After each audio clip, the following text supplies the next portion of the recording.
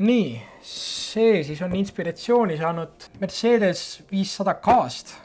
Seal K on lühend kompressor, igal juhul saksa keeles siis supercharger, et kui siin pedaal põhja vajutada, siis see ka aktiveeritakse ja see suudab toota kokku 160 hobujõudu, mis tol ajal oli päris kõva sõna. Originaali disain on siis tugevasti mõjutatud Art Deco kujunduskunsti liikumisest ja siis ongi selline küllaltki luksuslik auto, aga vaatame natukene komplekti ennast nüüd.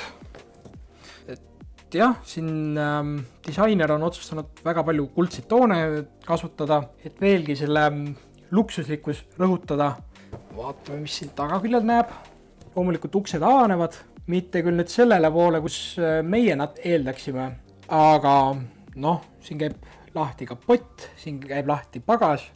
Et siin karbi disaini on pannud front luggage ja rear hood, aga sellel autol oli siiski mootor eespool, mida siin on natukene ka näha.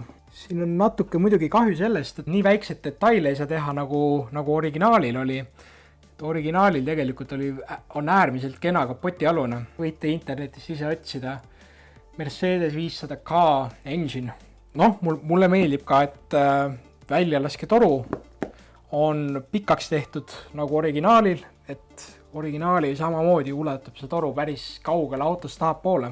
Aga jah, äärmiselt luksuslik ja kena auto. Aga võtame järgmise ette. Et see auto on siis samuti saanud inspiratsiooni Mercedesest.